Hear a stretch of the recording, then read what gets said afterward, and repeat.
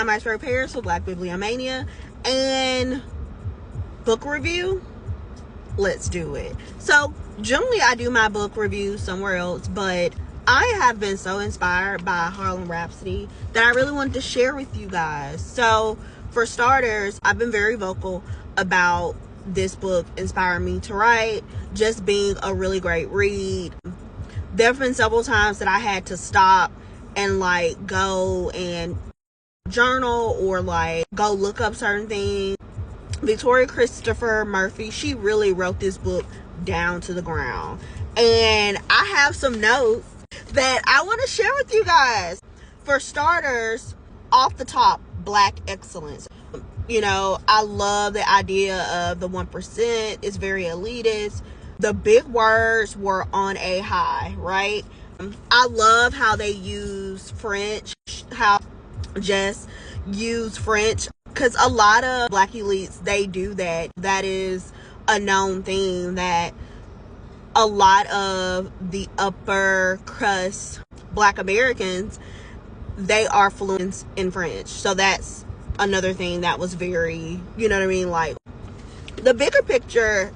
It allowed me to look at what it was like in the 1920s and the early 1900s to see what it's like to really want to take over the world domination, as far as with Black Americans and so forth. I love the juxtaposition, or men versus women leading, men leading, the freedom of men, the freedom of unmarried women, the freedom of married women, and just all those different double standards. So one thing I will like, one of my favorite books is Love Songs of W.E.B. Du Bois. However, this is like my favorite book of the year so far. I loved how it's just the way they mesh together. You get to see W.E.B. Du Bois talked about, and you get to see talked about in Love Songs of W.E.B. Du Bois, and then in this song you get to see him up close, like as a love story. So I know that it's loosely based on some historical facts, but it's just the way she wrote it. Just I love how she touched on colorism. I love how she touched on like the fight for the top. Who's the first? Who's breaking down those doors and so forth. Also, how important it is to write, to tell your story. Like, that was something that was very like, oh my God. Because just like I said, I've been working on stuff and teetered on stuff. I just haven't taken the time to get it out there. So this inspired me to like go ahead and like get it done, no matter what's going on, no matter where I'm working, no matter what I'm working on. Make the time to tell my stories, plural. It was definitely a big history lesson. There were definitely a lot of things that I just did not know, I wasn't aware of. This book like really brought to the forefront just individual ideas on like voting. And you know, I've always been like a radical, right? So what I noticed was one of the characters that pointed out, she pointed out that we need to make sure everyone votes, blah, blah, blah, whatever. But she was like, yes, we do, but at the same time, we can't penalize them for the women. This was a time when the women were supposed to, they were trying to encourage women to write during the suffrage movement and so forth. And one of the ladies, she said something so profound.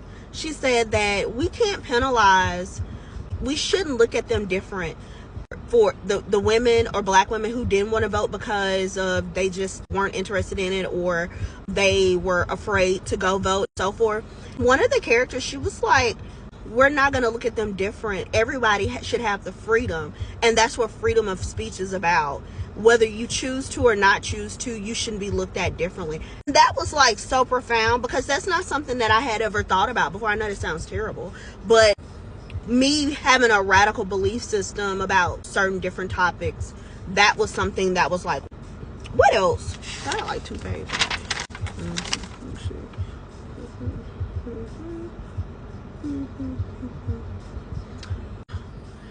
The overall theme of the book gave me Mary J. Not Gonna Cry energy.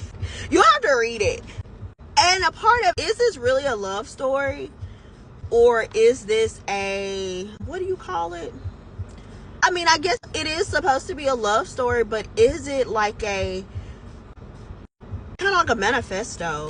A single woman manifesto, kind of. I don't know.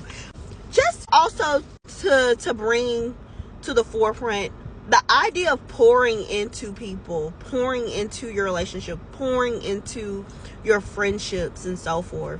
That was very,